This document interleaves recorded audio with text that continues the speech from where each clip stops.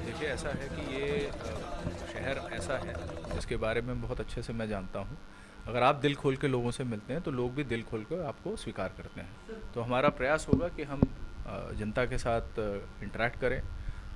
Public interface हम कई level पे करेंगे। इनफैक्ट मतलब कमिश्नरेट सिस्टम का जो एक जो एक इम्पॉर्टेंट आयाम है, यानी कि डायमेंशन है, वो ये है कि यहाँ पे ऑफिसर्स, सीनियर ऑफिसर्स की संख्या, तादाद बढ़ेगी और निश्चित रूप से ज़्यादा इंटरफेस के पॉइंट बनेंगे। तो जनता को अधिकारियों से मिलने में, अधिकारियों के सामने अपनी बात रखने में, और जो हमारा पुलिसिंग का जो बेसिक यूनिट है यानी कि थाना है, उसके सुपरविज़न में सभी चीज़ों में क्वालिटेटिव इम्प्रूवमेंट आता है। मेरा पूर्ण विश्वास है कि जनता इसे स्वीकार करेगी और हम जनता की कसौटी पे खरा उतरेंगे। देखिए, जब काशी में कोई पधारता है या आता है तो पूरे समर्पण भाव के साथ आता है। तो मैं भी यहाँ पे जब आया तो सर्वप्रथम मैंने जो काल भैरव जी हैं, बाबा विश्वनाथ है, उनकी डोढ़ी पे गया और उनसे ये प्रार्थना की कि जो ये नई जिम्मेदारी मुझे दी गई है, इस जिम्मेदारी पे और जो जनता की कसौटी है उस पर मैं खरा उतरूँ। तो एक बहुत बड़ा जिम्मेदारी का बोझ है मेरे ऊपर, लेकिन मुझे पूरा विश्वास है क्योंकि काशी से मैं पूर्व से परिचित हूँ। यहाँ पे मैं 2 वर्ष डीआईजी रेंज के रूप में काम कर चुका हूँ और यहाँ के जनता के काफ़ी लोग हैं जिनसे मेरा जुड़ाव रहा है।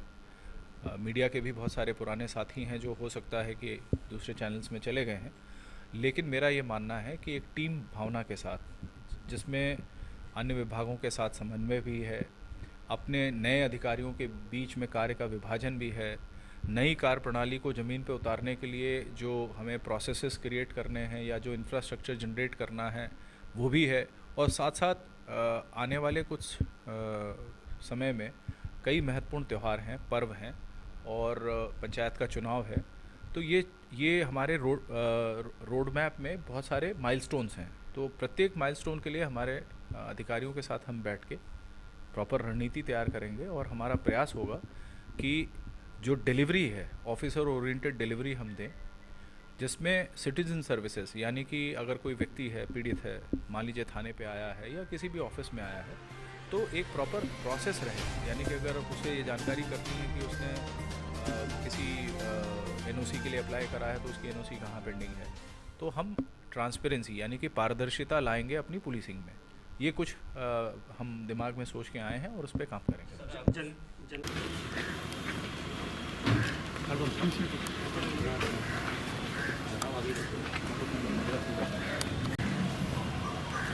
गाड़ी पीछे करा सेनाई का कौन है?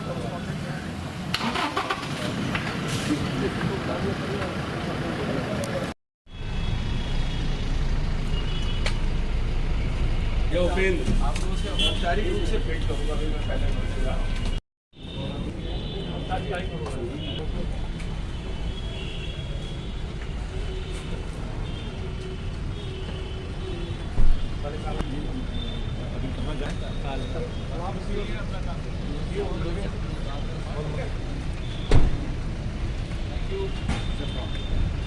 एक मिनट अगर आप